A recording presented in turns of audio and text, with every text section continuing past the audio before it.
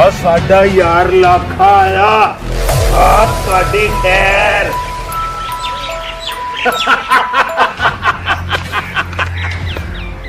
जींदिया जींदिया मिले ओए कमलिया बड़े ख्वाब वेखदा सा तेरे मेरा नाम लाखा ते नहीं मलिया मैं किसे दा आखा अब 2 साल हो गए विछोड़े नू ओए बे खुल के जफा ओए जफा साडे आन दी खुशी दे विच कोई जशन शशन का भी इंतजाम है कि नहीं? वो भी हो जाएगा। इधर वेख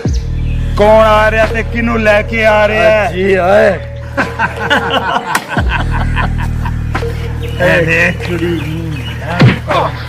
जाबर खान आ मौका जत्ता है ते आए ओदी मांगे भाई ते आए है मौका जत्ता ओए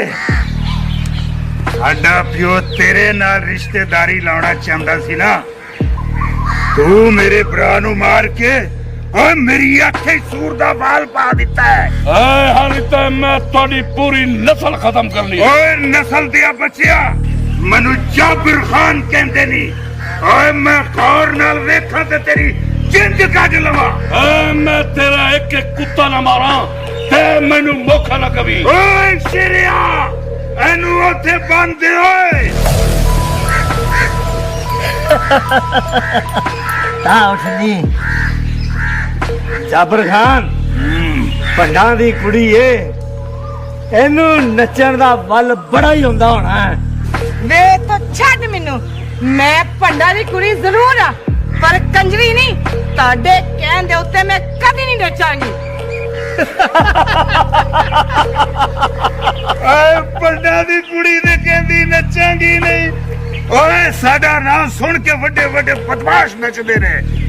तू किवी नहीं नचेंगी ओए नचनी एनू एना मार एदे मंगेतर नू ताकि ओदी आखिरी सावा टुटण तो पहले एदे सबर दा पैमाना टूट जावे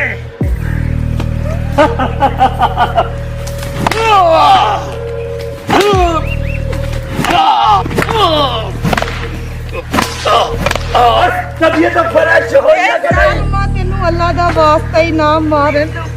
ਵੇ ਤੁਸੀਂ ਜੋ ਕਹਿੰਦੇ ਹੋ ਮੈਂ ਕਰਦੀ ਇਹਨੂੰ ਨਾ ਮਾਰ ਵੇ ਇਹਨੂੰ ਨਾ ਮਾਰ उठ नहीं नचना शुरू कर दे जे तू नची ना ते असी जान कर लांगे लकी ਹਾਂਜੀ तू मेरी जान दी परवाह न कर नची नहीं है ना बेगैरता दे कहना मान के मैं तेरी अपनी जान ते खेड़ के भी तेरी जान बचावांगी ये जालिम तेरे पीछे कितों नहीं लखिए नहीं नचनी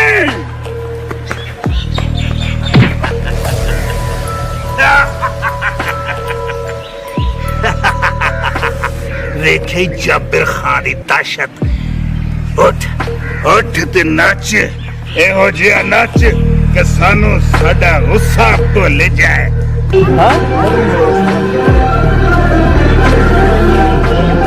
हाँ